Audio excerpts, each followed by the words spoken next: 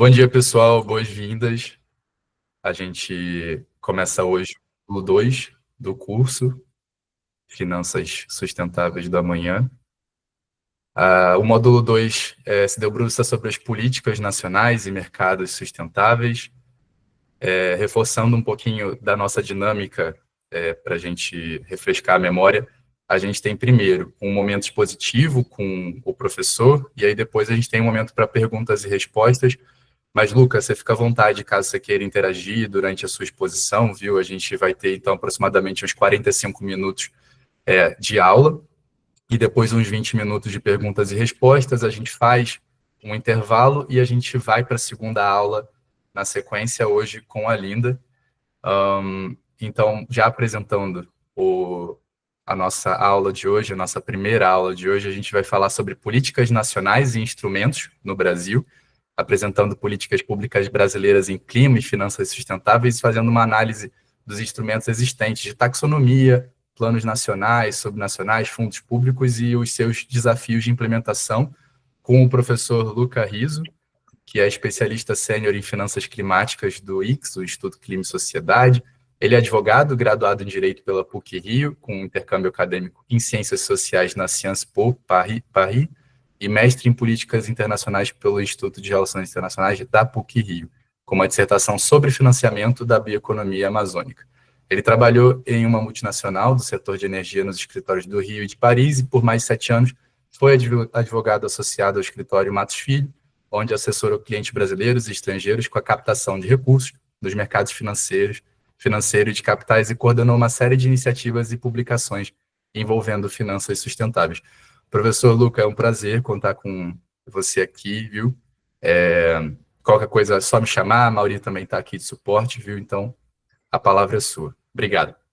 Muito obrigado, Felipe. Bom dia, pessoal. É um prazer estar aqui com vocês. Para mim, especialmente, é muito bom ver esse programa começando. Esse programa vocês já devem ter escutado, né?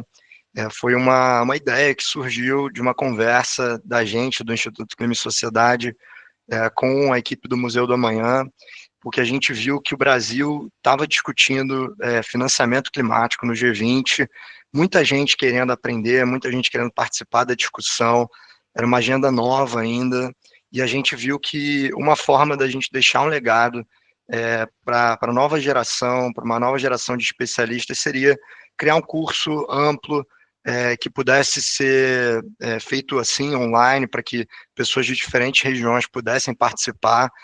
Então, para mim é uma honra estar aqui participando disso, porque ver que, de fato, aquela ideia que foi criada numa reunião no Museu do Amanhã foi para frente, e hoje em dia a gente está aqui com uma sala lotada, e espero que esse programa esteja sendo útil para vocês, esteja sendo interessante, e que vocês fiquem interessados em atuar com financiamento. Eu trabalho com isso já há mais de 10 anos, como foi dito, eu trabalhei no setor privado antes, com operações de financiamento, então eu auxiliava nas negociações e na estruturação dos projetos, que eu sei que vocês vão ter essa aula hoje com a Linda depois, que é fundamental, né, porque os projetos de clima, eles ainda são mais arriscados e por isso tem mais dificuldade de obtenção de financiamento. E hoje em dia eu trabalho no Instituto Clima e Sociedade, que é uma filantropia, trabalhando, apoiando o debate público, de como que a gente pode criar políticas que possam fomentar a ida de recursos, a alocação de recursos para a agenda climática. E eu trabalho tanto a nível nacional, né, em discussão com formuladores de políticas públicas no Brasil, mas também eu estou muito envolvido nos debates internacionais.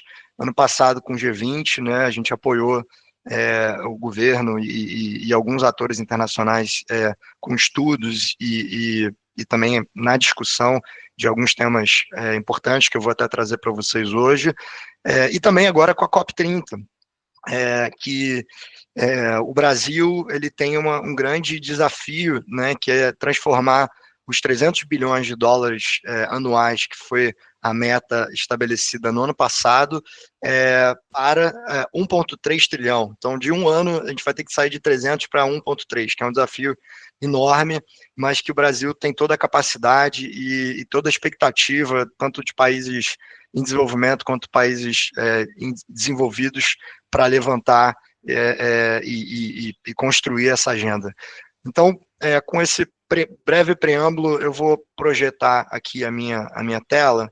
Eu preparei uma apresentação sobre a aula de hoje, que vai ser focada em políticas nacionais e que estão voltadas para financiamento climático, né, como que o setor público pode incentivar a ida de recursos para projetos que estejam alinhados à agenda de mitigação e adaptação, e também trazer para vocês alguns instrumentos financeiros utilizados no Brasil para que esse objetivo seja cumprido. Só um detalhe, né, porque eu não vou conseguir ser exaustivo aqui, o nosso tempo ele é curto, então eu não vou conseguir trazer para vocês todos os instrumentos financeiros, mas eu pretendo apresentar pelo menos os principais, né, os principais em discussão, para que vocês consigam ler uma matéria de jornal, participar de um debate e saber exatamente o que esse instrumento como ele foi criado, para que ele serve, quais tipos de atores, né, porque alguns deles envolvem atores internacionais, outros envolvem o setor privado. Então, se eu conseguir deixar isso claro para vocês hoje, eu já vou ficar muito feliz, e a gente vai ter um momento ao final de dúvidas. Então, anotem suas dúvidas, vamos depois fazer um debate aqui, um Q&A, que eu vou ficar feliz de endereçar qualquer dúvida que vocês tiverem. Então, para começar, vamos trazer aqui um pouco da evolução da política climática no Brasil, que não vou focar só no financiamento, mas vocês vão ver que o financiamento ele é muito presente nos debates de política climática. Então, por isso que é importante vocês entenderem como que a evolução foi feita em termos de políticas nacionais de combate às mudanças climáticas. E primeiro, eu sei que vocês tiveram a aula de políticas internacionais com o professor Caio, mas eu queria trazer pelo menos esse contexto bem brevemente, recapitular aqui, porque o debate internacional ele surgiu antes do debate doméstico. Então, as discussões nos tratados para a celebração de tratados internacionais, elas surgiram antes do debate internacional, o que é interessante, nacional, o que é interessante, né, porque os debates internacionais acabam formando, né, políticas domésticas, por mais que os tratados, eles às vezes na área de climática, eles não sejam execuíveis diretamente, né, eles têm uma linguagem um pouco abstrata, genérica, eles são úteis porque eles dão o direcionamento do que os países têm que fazer em suas políticas domésticas. E, nesse caso, foi o que aconteceu com a política climática. Então, a gente teve algumas conferências antes da primeira política climática brasileira. Então, tivemos Estocolmo, que foi o primeiro tratado na área, em que o Brasil teve um posicionamento muito relevante em trazer uma visão do sul global, né, porque naquele momento tinha discussão de que os países industrializados estavam causando os efeitos das mudanças climáticas e que, do nada, todos os países deveriam ter que reduzir as suas emissões, mas o Brasil trouxe uma visão desenvolvimentista muito importante, mencionando que, apesar de ter um potencial enorme para a redução das suas emissões, ele não poderia fazê-lo a custo social, né? Ele não poderia prejudicar a sua população, porque tem uma parcela enorme da população que é pobre, que ainda está em situação de fome, né, e pobreza, e que não poderia simplesmente esquecer essa população apenas para reduzir emissões. Então, ele traz um debate sobre clima e desenvolvimento e que consegue, né, trazer para esse primeiro tratado a questão de que o combate ele tem que ser o combate às mudanças climáticas ele tem que ser também ele tem que vir com uma visão de desenvolvimento sustentável. Então ele tem que se adequar às características que os países têm, sobretudo dos países em desenvolvimento. E depois a gente teve a Eco 92 no Rio de Janeiro, que foi uma conferência conduzida pela ONU em função de uma inação dos resultados da conferência anterior, da de Estocolmo, que eu acabei de mencionar, e essa conferência no Rio de Janeiro foi muito importante porque ela trouxe alguns princípios que depois vão balizar toda a nossa política climática, que é a Declaração do Rio, que depois eu sugiro vocês olharem, porque ali já mostra alguns princípios norteadores para toda essa discussão internacional e doméstica. E a Conferência do Rio, né, a COP92, ela também trouxe o debate sobre a Convenção Quadro das Nações Unidas, que foi celebrada pelo Brasil no ano seguinte, em 93, e que entrou em vigor no ano subsequente, em 94. E a Convenção Quadro das Nações Unidas, eu não vou falar aqui porque o Caio com certeza trouxe para vocês como que ela trata da agenda do financiamento, de mitigação, mas ela vai ser um norte para a nossa política doméstica, que é a política nacional sobre mudança do clima, que é o grande chapéu de política climática no Brasil. Eu recomendo vocês a lerem essa política.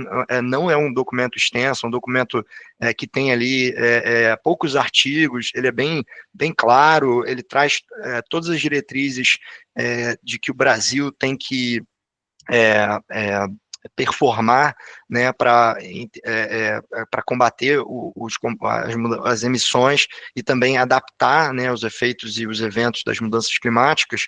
E ela foi promulgada, como eu disse, né, depois da Convenção Quadro, mas antes do Acordo de Paris, que foi o grande tratado internacional, que é o que vigora hoje, que traz as metas de 1,5 e 2 graus Celsius, né, para a gente não chegar a isso. Então, a política climática, ela tem uma visão anterior ao Acordo de Paris, e como eu disse, ela é a grande base da política doméstica sobre o tema de mudanças climáticas, e é o que formaliza os compromissos domésticos já então assumidos naquele momento pelo Brasil na esfera internacional pela Convenção Quadro.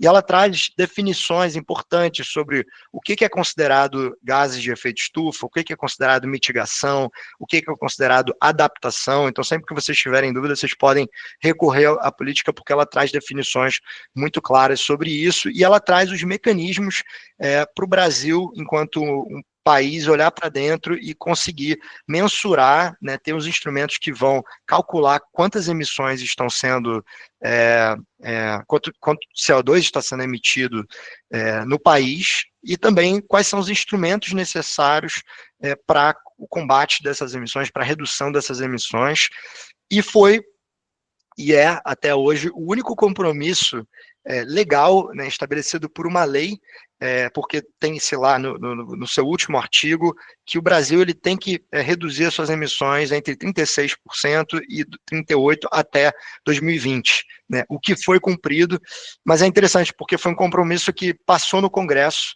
né, os parlamentares aprovaram essa lei, incluindo, né, um compromisso de redução de emissões, o que não é o caso depois dos compromissos subsequentes, né, que são compromissos originados via decreto e que depois são comunicados pelo Itamaraty, pelo Ministério de Relações Exteriores, na Convenção Quadro. Mas, né, os compromissos atualizados não necessariamente passaram no Congresso. Então, a gente só tem esse compromisso que passou no Congresso em função, né, da aprovação da lei da política nacional.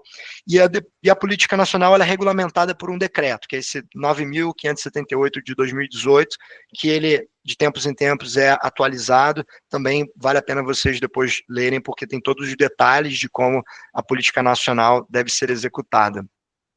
E os objetivos da política nacional eu trouxe para vocês, porque ele realmente vai balizar toda a visão brasileira sobre o combate das mudanças climáticas, como eu trouxe o debate que o Brasil provocou em Estocolmo, a política reflete isso internamente.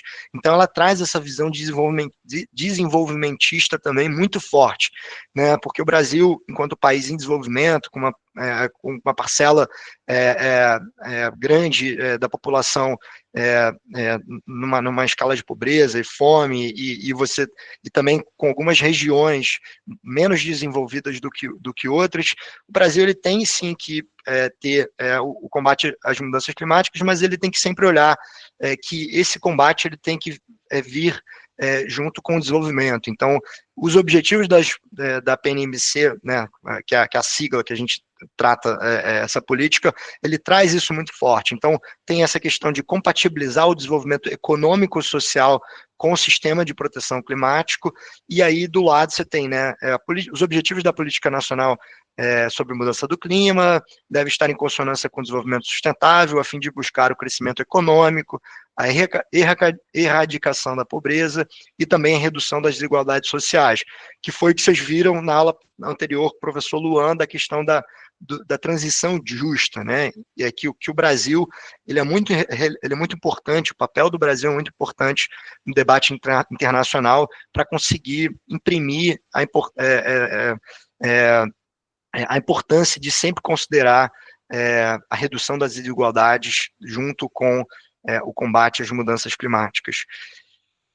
E também, né, os objetivos também, obviamente, traz, né, a redução das emissões antrópicas, implementação de medidas de adaptação, não só na escala da União, né, do poder federal, mas também numa escala subnacional, pelos estados e municípios que também são necessários para a consecução dos objetivos da PNMC. E aí, sobre a questão do financiamento, a PNMC traz algumas diretrizes, né? Então, a PNMC ela tem que buscar os compromissos assumidos pelo Brasil na Convenção Quadro, inclusive os compromissos de financiamento, que aí no caso do Brasil, na Convenção Quadro, o Brasil é um país recipiendário de recursos, né? Porque é um país em desenvolvimento, e a Convenção Quadro tem essa lógica norte-sul, né? Que o financiamento ele tem que vir do norte, dos países industrializados, né, que historicamente emitiram e provocaram os efeitos das mudanças climáticas, para os países do sul, inclusive o Brasil, né, que é um país de média renda, mas o Brasil tem que estar pronto para receber esses recursos, né, e aí a convenção estabelece alguns mecanismos financeiros que o Brasil ele é beneficiário, né, e eu vou tratar um pouco mais deles daqui a pouco, mas a PNMC também traz a questão da utilização de instrumentos financeiros e econômicos como incentivo para promover as ações de mitigação e adaptação da mudança climática, e há uma série de instrumentos sobre isso que eu vou mencionar posteriormente.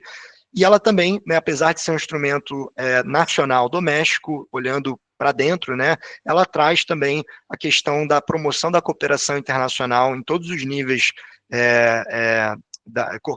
da União até a questão subnacional, também na esfera bilateral e multilateral, né? Então, como que o Brasil pode promover maior intercâmbio com os países para o financiamento climático em projetos em escala nacional, regional e municipal.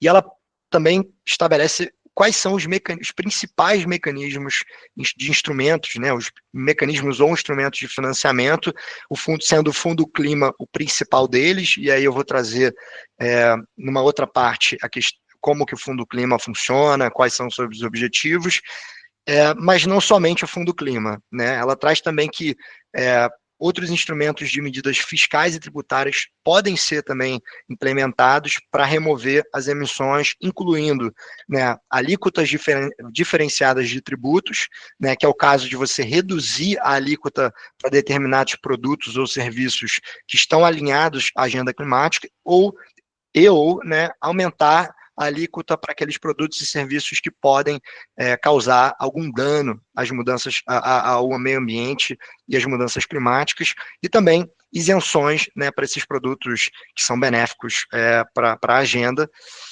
E ela também prevê, né, que podem ser instaurados linhas de crédito específicas para projetos climáticos e mecanismos financeiros e econômicos internacionais e nacionais para isso, como é o caso de linhas de crédito de banco público, né, como o BNDES, como a Caixa Federal, o Banco do Brasil, que possuem esses tipos de linha de crédito para projetos climáticos que tem uma taxa relativamente mais baixa em relação a projetos que não estão alinhados com a agenda climática. E aí a PNMC também traz a governança climática no Brasil, que é importante vocês saberem, né? A mais alta instância governamental que rege as mudanças climáticas no Brasil é o CIM, né? É o CIM, o Comitê Interministerial sobre Mudança do Clima, que é um comitê que traz diferentes ministérios do governo e que é responsável por articular todas as ações do governo federal em relação às mudanças climáticas, inclusive o posicionamento do governo em relação às políticas internacionais. Então, quando o Itamaraty, o Ministério de Relações Exteriores, ele emite uma declaração, um compromisso do Brasil na UNFCCC, na Convenção Quadro, né, nas COPs, esse posicionamento ele é endossado por esse comitê. E aí, esse comitê ele é presidido pela Casa Civil e integra 18 ministérios, dentre os quais indústria, Ministério do Meio Ambiente, Fazenda. E aí o que eu trouxe também, o que é importante, né, que a própria PNMC estabelece, é a Autoridade Nacional para os Fundos Climáticos Verdes, né, que ela é o Ministério da Fazenda, que é o responsável. Então, todo projeto que ele é financiado pelos mecanismos da Convenção Quadro, né, pelos fundos multilaterais verdes, como o Green Climate Fund, o Global Environmental Facility, né, o GEF, ou o CIF, ele precisa, de certa forma, ter um endosso do Ministério da Fazenda para que os recursos possam ser desembolsados no Brasil. Então, o Ministério da Fazenda também é um ministério muito importante na governança de clima no Brasil. E aí, para além da PNMC, a gente tem também o Plano Nacional sobre Mudança Climática, que é o Plano Clima, que provavelmente vocês escutaram, né, que é o plano doméstico, é um nível abaixo da PNMC, que é responsável por coordenar quais são as políticas e as medidas interministeriais, né, e setoriais que o Brasil deve conduzir para reduções de emissões e que também prevê instrumentos e metas de financiamento para diferentes setores. Então, vai ter meta para a indústria, vai ter meta para a energia, vai ter meta para agricultura, restauração. A gente teve um primeiro plano, né, que foi a versão de 2008, tinha metas até 2020, e as metas, algumas delas foram cumpridas, outras não, mas esse plano ele não foi atualizado, né, em função de um desmonte da política climática de um governo anterior, né, e até hoje a gente não tem esse plano atualizado, mas é o trabalho que está sendo feito hoje pelo Ministério do Meio Ambiente, que é a atualização do plano de 2025 até 2035. Então, esse trabalho está sendo feito agora, tem um amplo debate com a sociedade civil e com o setor privado e diferentes ministérios para estabelecer a Estratégia Nacional de Mitigação, de Adaptação e também os planos setoriais de mitigação e adaptação, né? Ou seja, o que cada setor deve fazer para que o Brasil possa cumprir com seus compromissos climáticos internacionais, né? O que a indústria tem que fazer, quais são os caminhos que a indústria tem que seguir, quais são os caminhos que o setor da energia tem que seguir, e o financiamento ele é fundamental, né? Porque a gente sabe que sem financiamento não existe projeto, não existe ação, então os instrumentos de financiamento são de suma relevância para que esses caminhos possam ser cumpridos, né? E também o Plano Clima, ele estabelece diretrizes não só para a União, né, para as instituições do governo federal, mas também para as instituições dos estados e municípios. Então, de novo, a gente vê que essa governança interfederativa ela é de suma relevância para que os objetivos da política nacional contra o combate da mudança climática sejam cumpridos. Então, é fundamental que haja esse diálogo entre os estados e os municípios para que também haja políticas subnacionais de financiamento ou de setorial, né, para os objetivos climáticos. E aí uma outra política, né, ela é mais recente, né, ela foi criada no primeiro ano do governo Lula, do novo governo Lula, é o Plano de Transformação Ecológica, que ele foi rebatizado agora por Novo Plano Brasil, que é um plano liderado pelo Ministério da Fazenda, que busca apoiar a implementação do Plano Clima, que foi esse plano que eu acabei de trazer para vocês, né, que traz diretrizes setoriais, só que com um olhar específico para a economia. Então, é um plano que busca gerar novos empregos, busca aprimorar a arrecadação fiscal, também aprimorar os gastos, né, não ter também gastos fiscais, mas posicionar o Brasil como um país competitivo a nível internacional para a chamada economia verde, né? Então, como que o país pode gerar novos empregos verdes, também estimulando a sustentabilidade econômica, ambiental, e promovendo a redução das desigualdades.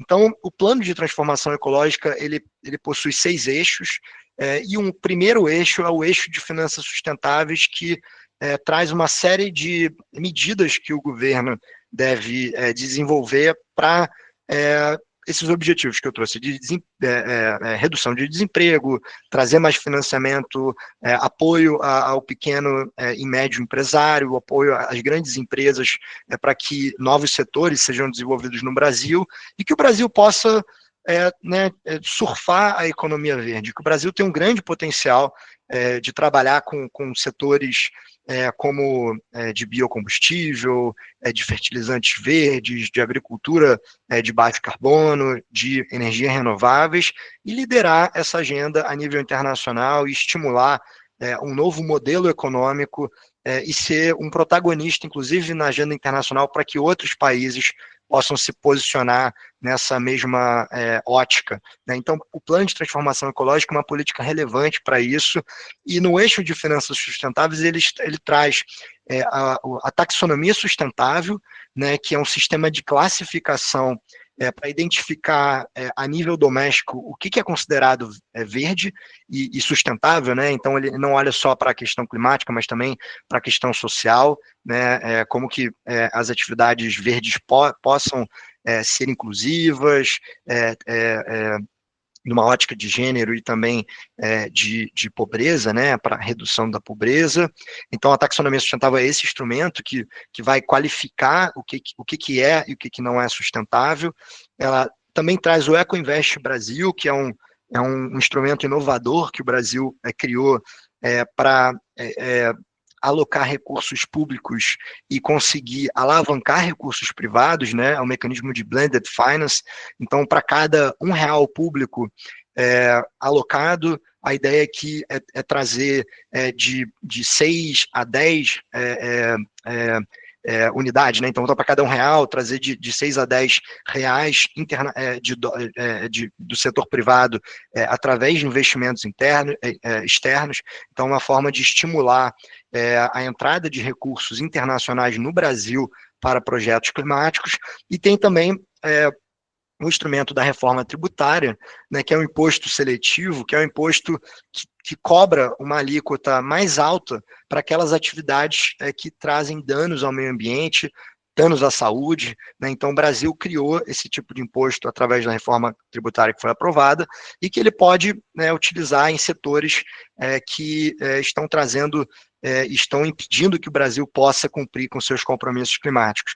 Também trouxe, né, a questão do mercado de carbono, que foi aprovada recentemente, e, dentre outras medidas, o Plano Safra Sustentável, que é uma medida para incentivar que o agronegócio e a agricultura de pequenos e médios produtores possa estar mais alinhado à redução de emissões. Então, o Plano Safra Sustentável ele reduz a taxa de juros para aqueles empreendedores, aquelas empresas que estão adotando métodos produtivos mais sustentáveis. Então, isso só para dizer que tem uma série de instrumentos e medidas que foram apresentados no plano de transformação ecológica. Eu queria mencionar alguma para vocês aqui, mas eu vou rapidamente, daqui a pouco, mencionar em mais detalhe algumas outras. E aqui, só para ficar bem ilustrativo do que eu trouxe, né? Então, esse é o resumo de como que o Brasil hoje em dia tem uma governança climática, de política climática, né? Então, você tem lá em cima, né, a Política Nacional sobre Mudança do Clima, que foi o primeiro tópico que eu trouxe, abaixo, né, que traz as diretrizes do que o Brasil tem que fazer para se adaptar e para mitigar as emissões. Abaixo dela você tem o Plano Clima, que agora, né, o Brasil está atualizando 2024 a 2035, eu tinha falado 2025, né, mas o Plano Clima ele começou no ano passado, né, ele ainda não foi publicado, ele está ainda em discussão pública sobre isso, mas a ideia é que seja publicado até a COP.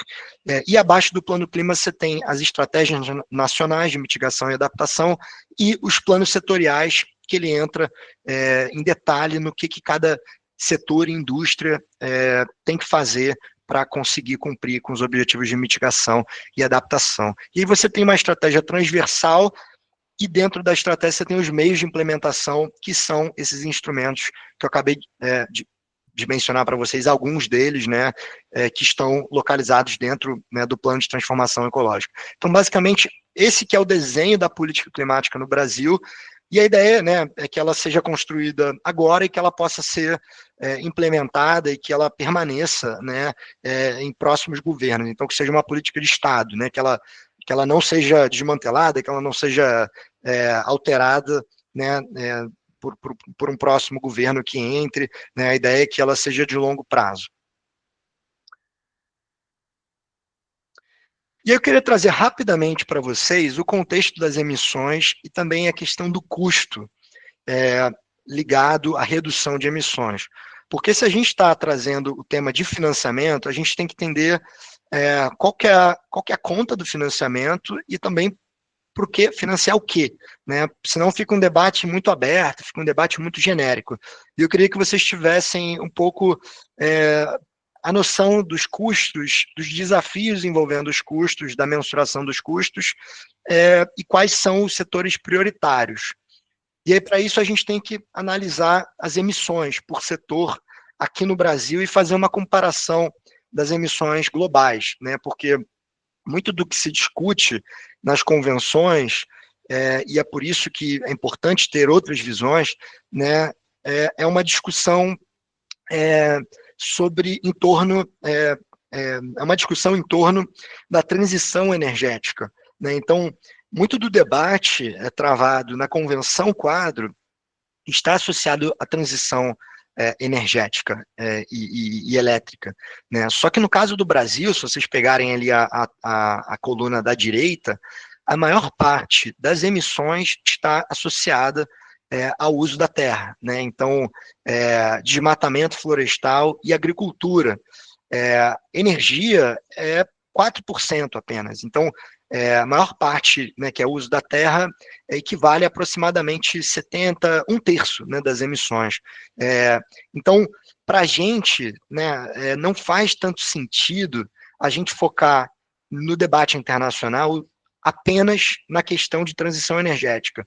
Então, o Brasil, ele é um país fundamental para trazer os desafios do financiamento da transição do uso da terra no cenário internacional, porque não são todos os países que têm esse mesmo desafio, e se o Brasil ele não traz esses desafios acabam não sendo tão representados nas discussões internacionais, porque, como vocês podem ver, né, na coluna da esquerda, a maior parte das emissões globais advém do setor energético, né, 23%.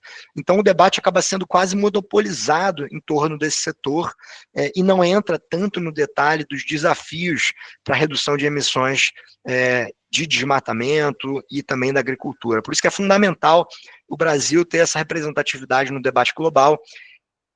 E aqui, né, vocês já devem ter passado por isso, né, as emissões por bioma Então, boa parte das emissões estão localizadas no bioma amazônico, justamente em função do desmatamento.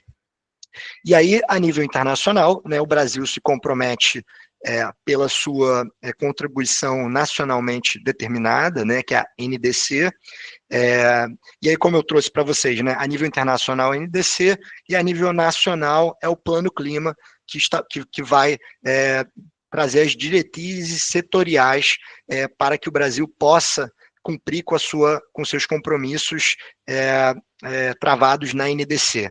Né? Então, a nível internacional, o Brasil apresentou a sua primeira NDC em 2016, teve um retrocesso em 2022 no governo Bolsonaro, né, que ele alterou a base de cálculo e reduziu a ambição da redução de emissões, e a NDC foi atualizada em 2024, né, não era ainda uma nova NDC, mas ela foi atualizada para corrigir esses retrocessos e ajustar a base de cálculo.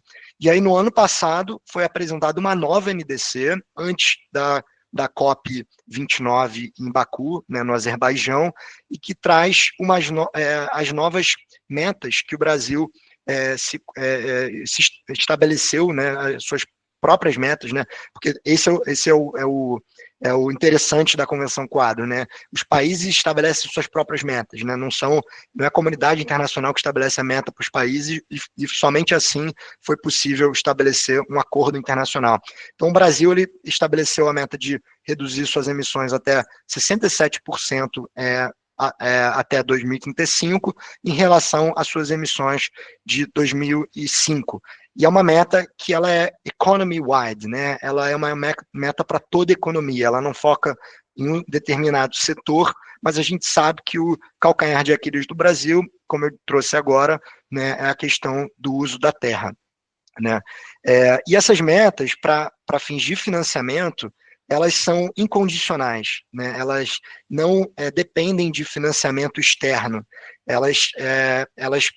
o Brasil se compromete com essas metas independentemente de receber recursos de outros países, numa visão de que o Brasil consegue trazer recursos pelos seus próprios mecanismos, o que traz uma certa antítese no posicionamento dos países do sul global, porque outros países, como a África do Sul, como a Nigéria e outros países africanos, colocam essa condicionalidade, ou seja, os países só vão cumprir com as suas metas caso os países do norte global possam financiar, né, parte dessa transição em países de desenvolvimento. Mas o Brasil não se coloca muito nessa posição, o que é uma crítica, né, de alguns pares em desenvolvimento em relação ao Brasil.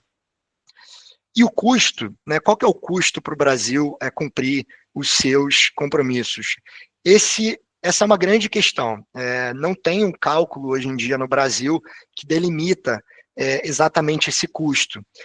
Aí eu trouxe alguns dados aqui, 3 dados, né, da COP, a FRJ, quanto à LANOA, que é um dado, né, obviamente não atualizado, mas traz aqui um custo de 92 bilhões até 2030. Trouxe também do Banco Mundial, que é de um estudo de 2023 que traz 502 bilhões, do Fórum Econômico Mundial trazendo 1 trilhão até 2030, mas efetivamente a gente não tem hoje em dia essa conta, porque não existe um orçamento verde, né?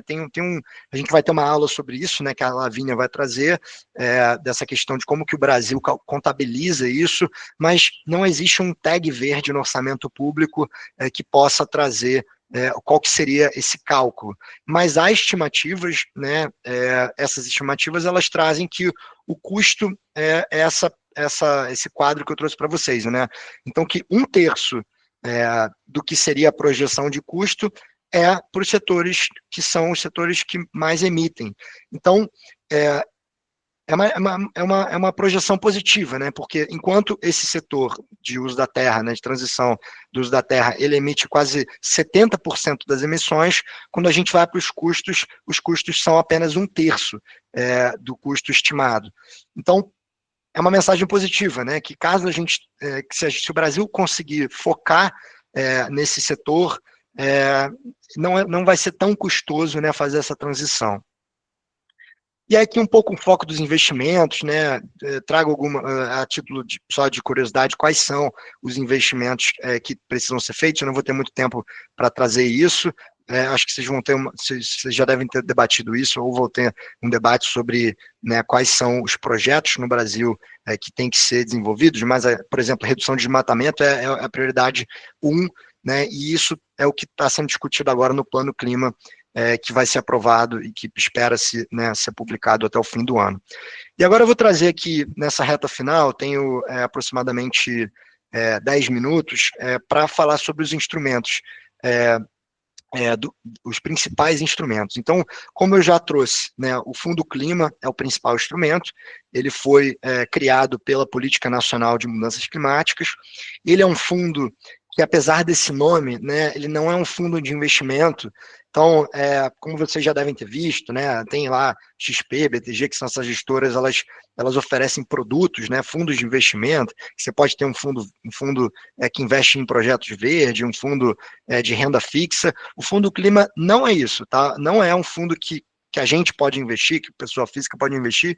Ele é, na verdade, uma conta, né, no BNDES, é um fundo patrimonial, operado pelo BNDES, né, ele foi criado e ele é operado pelo Banco Nacional de Desenvolvimento Econômico e Social, com a finalidade de financiar projetos da agenda climática, né, estudos, empreendimentos, políticas públicas em diversos setores, né, inclusive transporte, indústria, transição energética, recursos hídricos, inovação, né, P&D, e também florestas, né, redução de desmatamento, restauração florestal, conservação. E é muito importante porque ele tem duas modalidades.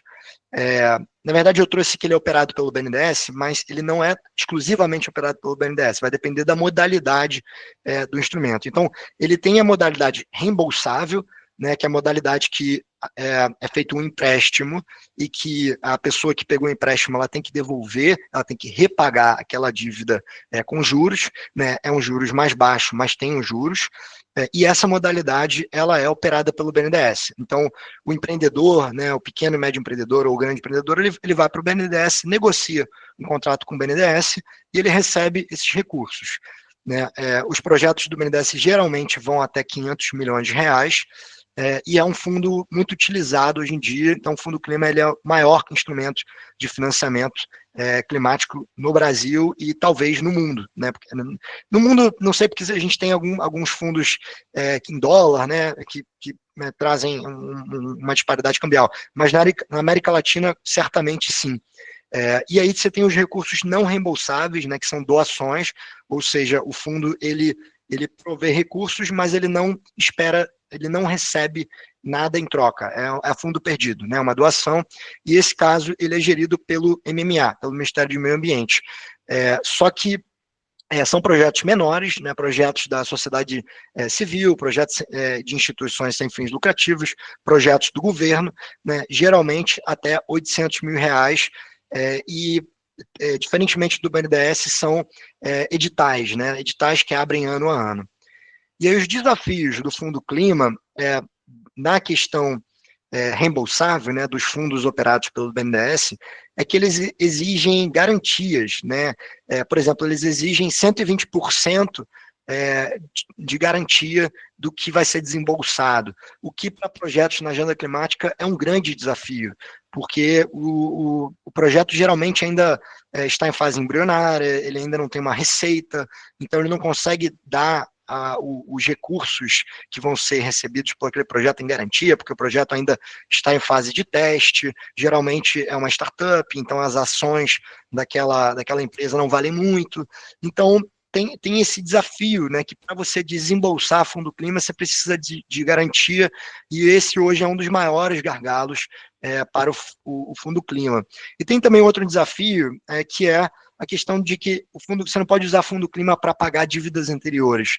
Então, tem alguns projetos que já estavam financiando projetos climáticos que pegaram dívidas mais caras e que estão travados nessa dívida por um longo tempo, e que hoje em dia, em função de uma mudança de governo, tem uma política climática que está taxas de juros mais baratas, mas esses projetos não podem acessar essas taxas de juros porque já tiveram uma dívida anterior. Então, eles ficam presos a uma dívida de longo prazo, mais cara, né? Quando que outros projetos que não estavam fazendo no passado, hoje em dia conseguem utilizar.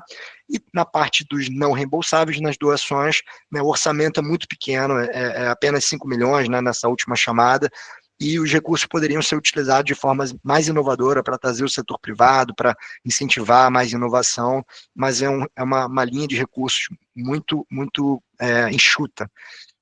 E o Fundo Clima, ele é relevante hoje, né? Ele,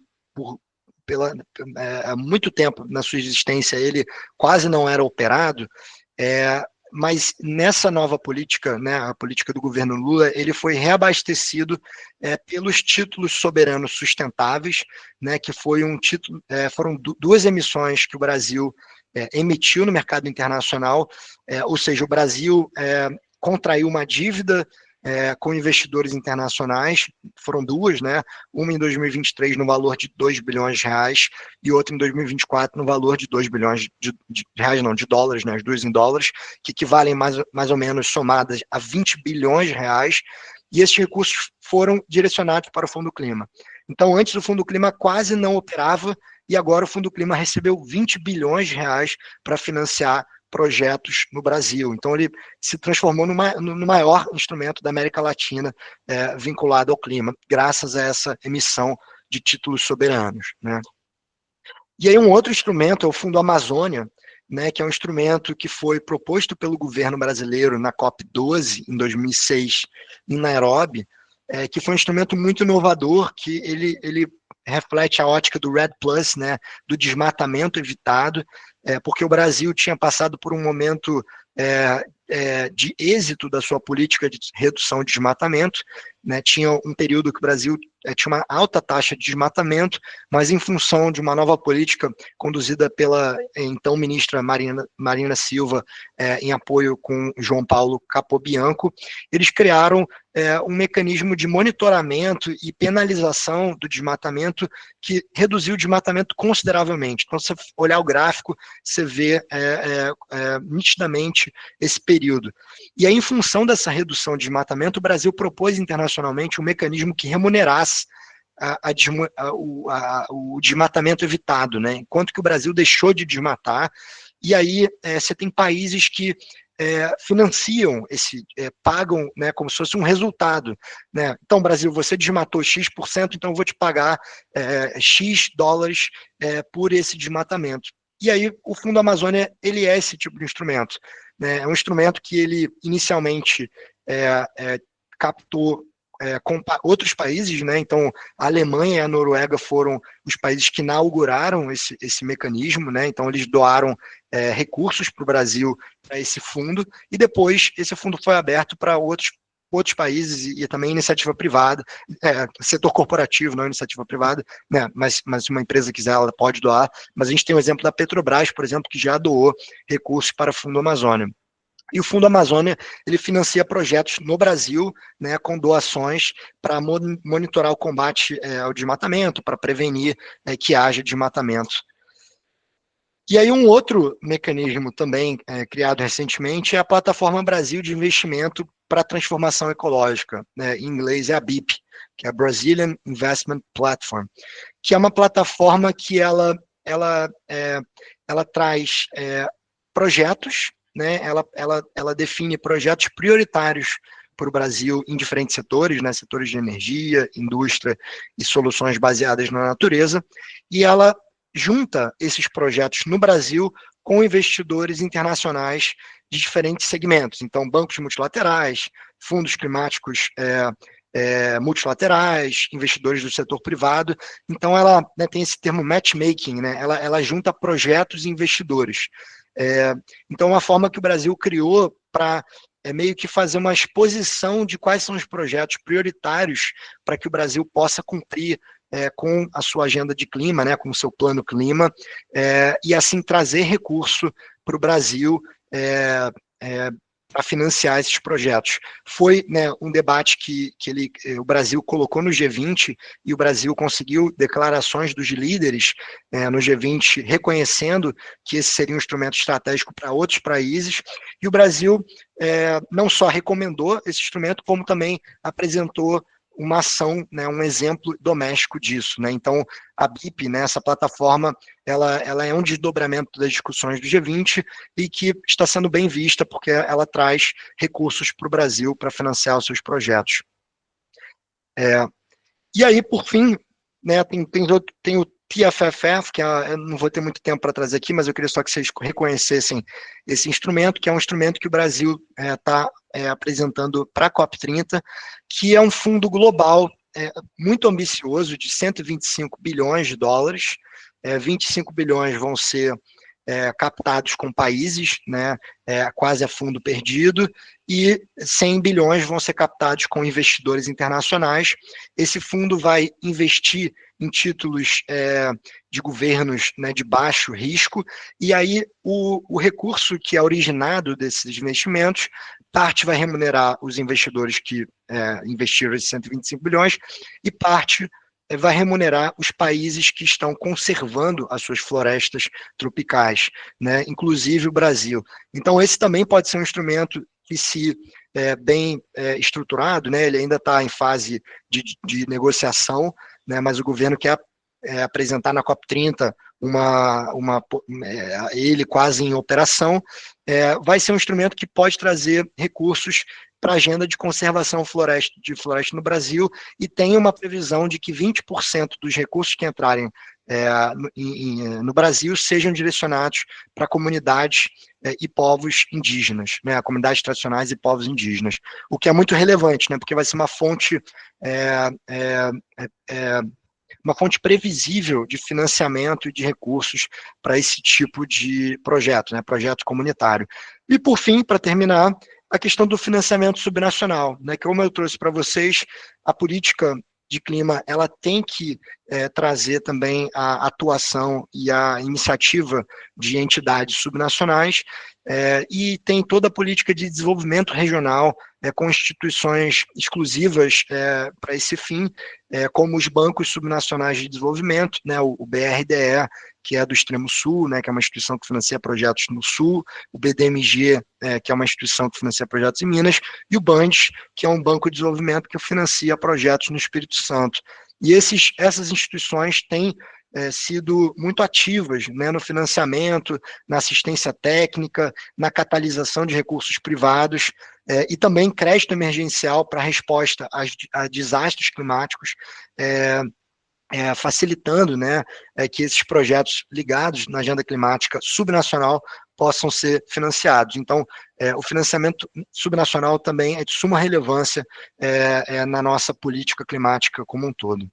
Eu vou parar por aqui, eu adoraria escutar eventuais dúvidas e debater com vocês, mas só para trazer aqui a complexidade que é o ecossistema nacional de financiamento climático no Brasil. Obviamente, eu não esgotei o assunto, né, porque toda a caixinha que está aqui na tela é um assunto que dá para aprofundar muito bem, né, então eu trouxe alguns desses instrumentos, mas é óbvio que só para a gente estudar a política climática no Brasil, isso pode dar um curso inteiro, e eu tentei aqui esse desafio, né, de em 50 minutos trazer alguns tópicos essenciais para vocês entenderem a complexidade, mas também como que esse assunto tem sido desenvolvido tão recentemente no Brasil. E eu estou à disposição aqui para a gente debater, para pegar suas dúvidas. Luca, muito obrigado. Foi um baita passeio mesmo por esse ecossistema em tão pouco tempo. Eu queria só reconhecer aqui que o professor Rogério, o curador do nosso curso, está aqui presente. Então, Rogério, queria te deixar à vontade para caso você queira dar uma palavrinha antes da gente abrir para perguntas e respostas, viu? Fica à vontade.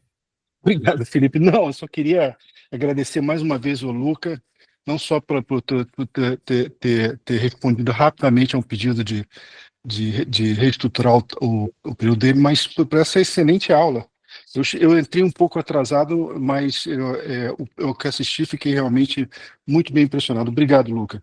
Deixo vocês aí, porque vocês têm muito mais a conversar. Perfeito, Rogério, muito obrigado. Muito obrigado, Rogério. A gente já recebeu 3 perguntas aqui no chat, Luca. E aí, pessoal, eu queria convidar vocês que registraram as perguntas aqui a lerem as suas próprias perguntas, se vocês quiserem, mas se não, a gente lê. Eu estou vendo aqui que a gente tem pergunta da Franciele, do Ian e da Bárbara. Franciele, você gostaria de fazer a pergunta para o professor diretamente?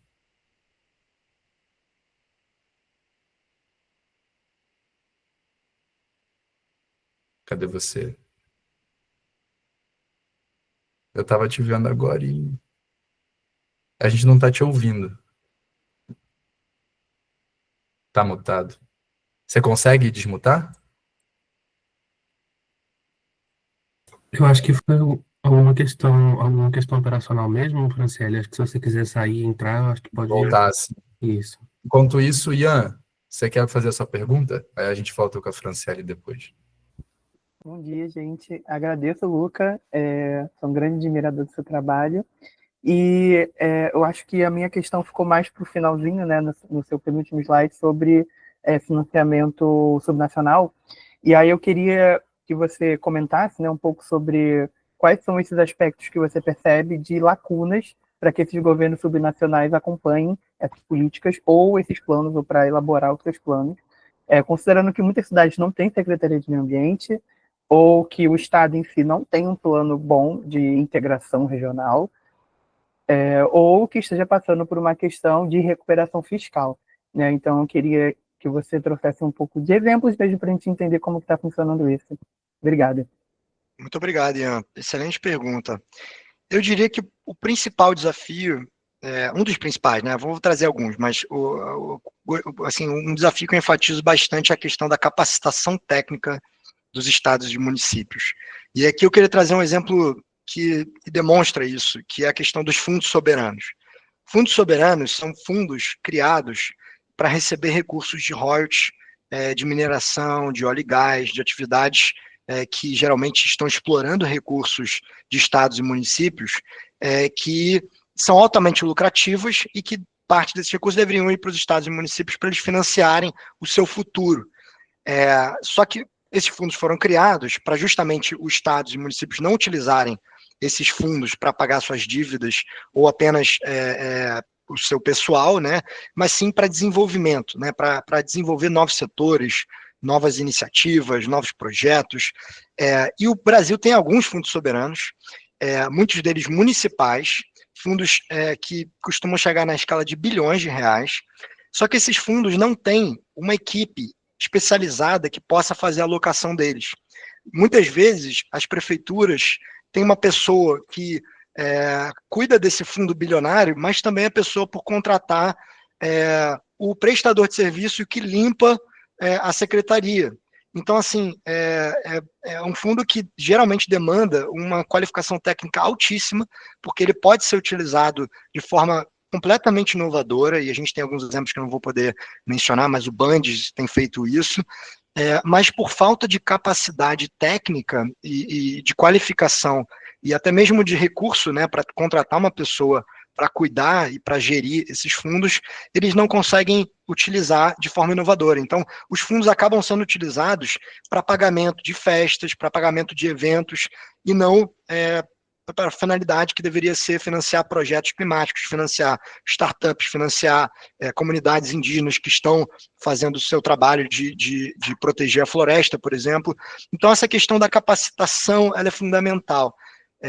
A outra questão é que também a questão da dívida que você trouxe, né? Muitos estados estão com questão de dívida soberana, então não conseguem captar recurso, não conseguem recurso para investimento na agenda climática, porque estão altamente endividados, então não conseguem uma garantia soberana para isso, mas nesses casos, é possível você criar, por exemplo, fundos que são fora do balanço, com a iniciativa privada, agências de fomento que possam trazer agências multilaterais para isso, porque recursos para esse tipo de projetos existem, mas você depende de fato de alguém pensando nisso, né? E aí volta na questão da capacitação, né? De ter uma equipe focada nisso, olhando para a inovação. E por fim, eu acho que também falta uma integração da política subnacional com a política nacional. Por mais que a PNMC traga muito claro essa necessidade, a gente vê que não tem uma ligação direta. Então, por exemplo, a plataforma que eu trouxe, que é a plataforma da transformação ecológica, ela ainda não tem um vínculo direto com estados e municípios. Ela poderia trazer projetos de estados e municípios e fazer uma amostra desses projetos para investidores internacionais, só que ainda não tiveram, né, esse tipo de ligação. Então, a gente sente que também falta uma integração das políticas nacionais com as políticas subnacionais, o que é fundamental, né? A gente tem que isso possa ser uma via única, né? Que os estados e municípios, que mesmo sendo de diferentes partidos que não se dialoguem, né, que eles possam, em prol, né, do combate às mudanças climáticas, que a mudança climática não é partidária, né? Ela não vai só afetar quem é de esquerda ou quem é de direita, né? Que você consiga construir políticas de Estado e não de governo nesse sentido. Obrigado. Franciele, você quer tentar abrir seu microfone? Acho que agora conseguiu. Sim, Vocês sim. me escutam? Bom, Sim. primeiramente queria parabenizar o professor Luca pela excelente aula, bastante didática, claro, né, muito bem organizado. Eu queria saber um pouco mais sobre financiamento direto para povos indígenas, né? Porque muito se fala em combater o desmatamento, agora eu queria saber um pouco mais de financiamento para quem mantém a floresta em pé, né? Os biomas, enfim, não só floresta, que muitas vezes a gente pensa diretamente na floresta amazônica, mas a gente está falando de povos que estão distribuídos por todo o território nacional, que já tem muitas comprovações, né, de que são as terras indígenas, elas contribuem, têm uma contribuição inestimável, né, para a questão do equilíbrio climático, enfim. Então, eu queria saber um pouco mais sobre quais são as possibilidades para esses grupos, que também têm comunidades quilombolas, outras comunidades, enfim, conhecidas como tradicionais, para além dos povos indígenas. Obrigada. Franciele, desculpa, professor, só antes de passar, Franciele, se você puder se apresentar, dizer onde é que você está e tal, acho que ajuda, inclusive, para o Luca responder. Às vezes você está em alguma instituição que precisa disso, pode acessar de alguma maneira específica, então fica até o reforço aqui para passar para a Bárbara e Ian, se você quiser depois se apresentar também. Maravilha. Se apresentem também, por favor, para o professor saber. Pronto, maravilha. Eu sou Franciele Lisboa de Almeida, sou antropóloga, e estou trabalhando no Ministério de Povos Indígenas. E essa é uma demanda, assim, que tem surgido cada vez mais, né? O nosso orçamento e a capacidade técnica é extremamente reduzida, mas nós temos nos deparado crescentemente com essa demanda dos povos indígenas para financiamento direto. Perfeito. Muito bom, Franciele. Bom ter você aqui no nosso curso também. Bom, esse tema é um tema de suma relevância que eu acho que a gente ainda não deu adequada atenção até o momento, né? A gente viu, né, muitos avanços nesse tema recentemente, né, inclusive com a criação do Ministério, mas a gente acha que tem muito a ser feito, porque não existem mecanismos específicos para isso no Brasil. Como eu trouxe aqui, você tem o Fundo Amazônia, na parte... O Fundo Amazônia ele poderia, né, porque ele traz a questão de projetos de entidades sem fins lucrativos, então o Fundo Amazônia seria uma grande fonte de financiamento, e aí vale a pena dar uma olhada nas diretrizes deles, no site até do BNDES, né, e aí são doações, né. A outra parte que eu queria trazer é o Fundo Clima, mas não na linha reembolsável, que é a linha de empréstimo, né? Que até para florestas tem uma taxa de juros mais baixa, mas a gente sabe que muitas vezes os projetos de povos indígenas não são projetos que estão aferindo lucro, né? Não, o objetivo não é o lucro, né? Então não faria sentido, tanto sentido você pegar um empréstimo com taxas de juros, porque geralmente os projetos não estão, né, se pagando com lucro. Então, a tendência aqui seria olhar mais para projetos de doação. E aí, nesse sentido, a linha de projetos não reembolsáveis do Fundo Clima seria a linha mais apropriada. E aí, quem faz a gestão dessa linha é o Ministério do Meio Ambiente. Só que, como eu trouxe, o Ministério do Meio Ambiente quase não tem recursos para essa linha. Então, a minha recomendação seria que o governo pudesse ampliar o orçamento do Fundo Clima não reembolsável, ou seja, o Fundo Clima de doações, porque esse seria um grande instrumento para acesso direto dos povos indígenas. E, por fim, como eu já mencionei, o TFFF, né, que é a grande aposta do governo brasileiro no cenário internacional e que tem agora um mecanismo de acesso direto de 20%. Então, parte dos recursos que entrariam no Brasil, 20%, né, parte na equivalência de 20%, seria para acesso direto. E aí tem todo um debate de quais instituições poderiam receber esses fundos, no caso de acesso direto. Então, a gente sabe que as próprias comunidades já possuem seus fundos, né, como o Fundo Podali, só que esses fundos precisam também ter mais capacidade, porque se esses 20% começam a chegar, são recursos muito vultosos, são recursos na escala dos milhões, e que hoje em dia esses fundos não têm a capacidade de fazer a gestão desses recursos, porque eles estão olhando para uma escala de recursos muito menor. Então, a gente tem que trabalhar também com os fundos indígenas que já existem, que são 4 ou 5, para trazer maior capacitação e maior capacidade, inclusive, de pessoas, para que, se o TFFF dê certo, a gente está torcendo, e o governo brasileiro está lutando por isso, para que eles estejam prontos para receber esses recursos. Caso contrário, sem estar pronto esse tipo de mecanismo, vai existir a dotação orçamentária, mas a gente não vai conseguir que os recursos cheguem naqueles que precisam. Então, é fundamental a gente também trabalhar uns instrumentos de implementação, né, desses recursos. Obrigada. Obrigado, gente. Bárbara, eu vou ler a sua pergunta aqui, depois se você quiser complementar com sua apresentação, eu leio também.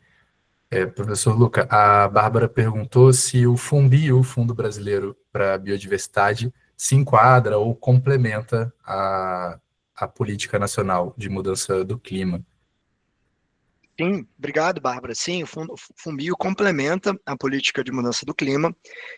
Ele é uma das poucas entidades acreditadas nos fundos climáticos multilaterais que eu trouxe aqui, né? O GEF, por exemplo, né, o Global Environmental Facility. O GEF, ele é um mecanismo de financiamento da Convenção Quadro. Ele é o primeiro fundo multilateral criado para mudanças do clima. Só que para o GEF operar no Brasil, ele tem que ser acreditado. Ou seja, ele precisa ter uma instituição que já passou pelo compliance do GEF. O FUNBio, ele é uma das poucas instituições. Eu acho que só brasileira, salvo engano, existe só o FUNBio e o BNDES, só que o BNDES praticamente não acessa esses recursos porque é muito burocrático. Você tem outras instituições como WRI, TNC, que são grandes ONGs que também são acreditadas, mas brasileiros são poucas e o FUNBio é uma delas.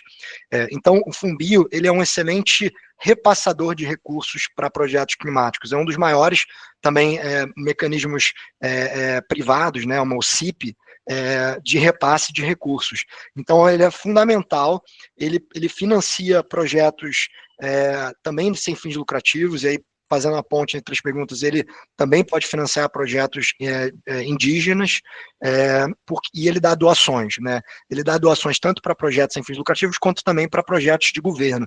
Então, muitas vezes a gente vê os próprios ministérios pedindo apoio do FUNBio, porque não tem recursos próprios para, por exemplo, comprar um helicóptero, pagar pessoal, contratar um consultor para fazer um monitoramento de dados.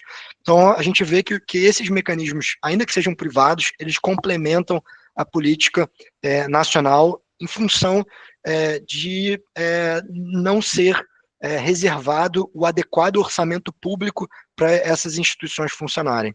Então, o FUNBio, com certeza, é um dos principais e mais importantes instrumentos de financiamento climático no Brasil.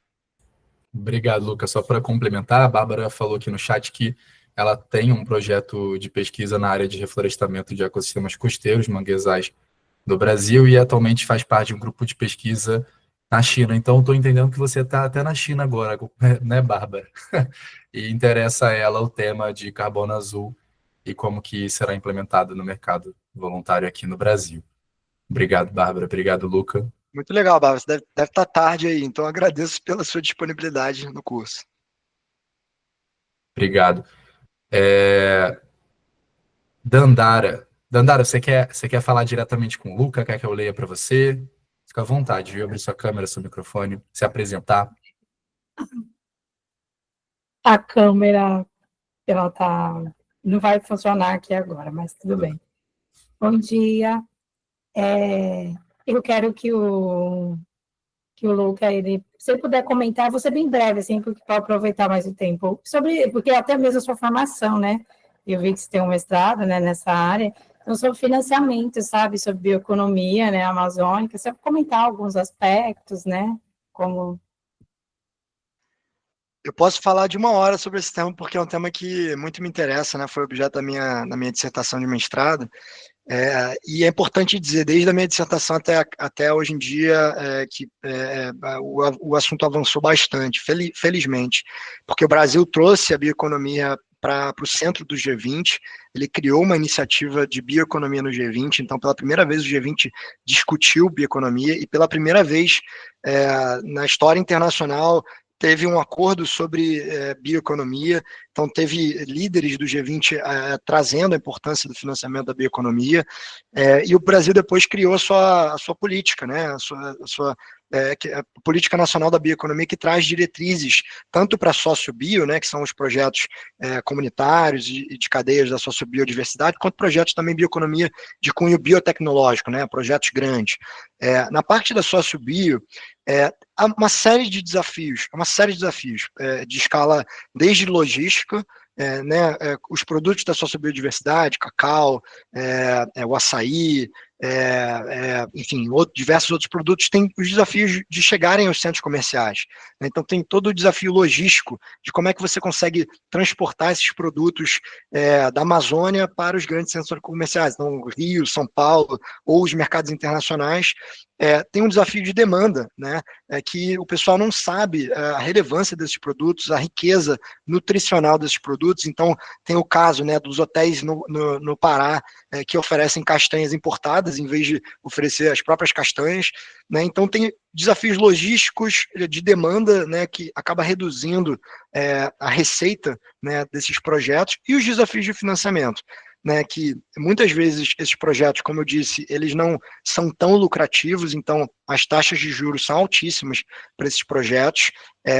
A gente costuma trazer para esses projetos uma abordagem igual do agronegócio, então a taxa de juros, ela tem um prazo igual do agronegócio, o valor da taxa de juros tem valores semelhantes, só que a bioeconomia, ela tem um tempo diferente, né? Ela não produz a safra igual do agronegócio, que todo ano vai dar aquela quantidade, e aí você vai conseguir saber quanto que aquilo vai gerar.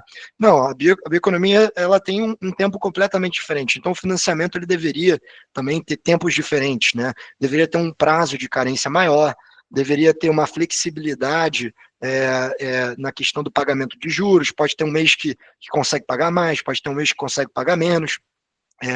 E a questão das garantias, que eu já trouxe, né? Muitos dos financiadores exigem garantias na escala de 80% a 120%, né?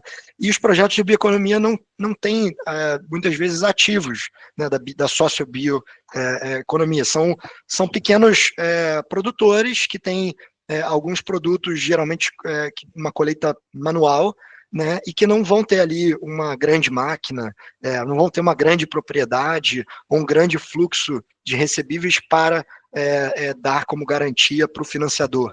Então isso acaba travando muito o financiamento, e aí para isso a gente tem que criar políticas, né, de que os financiadores podem exigir um requisito menor de garantia, ou que possa existir um mecanismo público de garantia para projetos da SócioBio, e essas outras questões que eu trouxe de prazo, de carência, de taxa de juros. Tem uma série de desafios que a gente vai ter que se debruçar. O bom é que agora a gente finalmente está discutindo esses temas, mas ainda tem muito a ser feito para que a bioeconomia possa ser um grande setor no Brasil e não apenas vista como uma atividade bonitinha, né, que sai na mídia, que apoia as comunidades. Bioeconomia pode ser PIB, a gente pode aumentar o nosso PIB em função dos produtos da sociobiodiversidade, e a gente tem que ter mais financiamento para isso acontecer, e mais investimento também em pesquisa e desenvolvimento, porque tem uma riqueza que a gente ainda não sabe do tamanho da riqueza que o Brasil tem, e em função, né, da gente não olhar para aquilo ali com uma grande relevância e com o olhar que a política pública tem que trazer, né? Perfeito, Luca. Muito obrigado. Oi, Dandara. Eu quero saber se eu posso fazer uma complementação dentro do que o Lucas estava explicando. Uma pergunta? Sim. Fica à vontade. Então, Lucas, Luca, porque assim, a sua formação até mesmo ela foi ali na França, né? E pelo que eu já vi ali na região da Europa, eles têm, assim, tem até um parque tecnológico e tal. Então, assim, o que eu quero perguntar é dentro do que você vê de perspectiva, né, que já existe, já sendo feito de políticas públicas. Por exemplo, você falou dessa flexibilização de prazos, né, sobre as safras e tal. Então, assim, isso que você está falando já é inspiração de modelos que já existem, entendeu? Para poder ser reimplementado no Brasil? Bom, se a gente tratar da outra bioeconomia, da bioeconomia bioindustrial, sim, isso é política industrial. Então, você tem outros países que estabelecem uma série de medidas e de incentivos para que a indústria se desenvolva. E isso deveria ser aplicado para a bioeconomia biotecnológica, né? A questão mais industrializada da bioeconomia. Um grande caso, que inclusive o Rogério pode trazer com muito mais propriedade, era a política que existia do Inflation Reduction Act dos Estados Unidos, né, que foi agora revogada pelo Trump, que ela trazia uma série de benefícios fiscais, de financiamento, que pudesse destravar todo um setor tecnológico industrial nos Estados Unidos, inclusive para exportação. Então, com essa mesma ótica, a gente poderia trazer instrumentos semelhantes para a biotecnologia no Brasil. O Plano Nova Indústria, que é a política pública criada pelo Ministério de Indústria, né, o MIDIC, ele traz algumas diretrizes para isso, mas ainda a gente está na fase de estudar quais são esses mecanismos. Mas existe, sim, em outros países, inclusive grande parte das indústrias de países desenvolvidos foram feitas através desses incentivos públicos. A gente pode fazer o mesmo, inclusive com foco na bioeconomia, que tem muitos desafios, então a gente poderia endereçar e trazer esses tipos de mecanismos de política pública para fomentar o setor privado a querer investir nesse tipo de pesquisa e desenvolvimento. Perfeito, Luca. Obrigado. Mais alguém tem alguma pergunta ou gostaria de se juntar à conversa? Deixa eu ver se tem alguma coisa no chat. Você captou alguma coisa, Mauri, que eu posso ter deixado passar? Não, tudo tranquilo. Tá bem, pessoal. Se não tiver mais nenhuma pergunta, algum comentário, a gente vai se despedir do professor, daí a gente faz um breve intervalo e daqui a pouco a gente volta com a Linda. Luca, muito obrigado mais uma vez. Foi um prazer ter você aqui, dando essa aula tão completa, falando para a gente das políticas que a gente pode acessar aqui, como que elas estão conectadas não só ao plano doméstico, quanto ao plano internacional. Foi uma honra, Luca. Muito obrigado. A Linda, que vai se conectar daqui a pouco, ela ainda não está com a gente, mas ela mandou um beijo para você. E daqui a pouco, então, pessoal, a gente volta com ela. Ela vai se juntar a gente vai fazer os testes técnicos e pode começar a aula ali por volta de 10h30, tudo bem? Obrigado.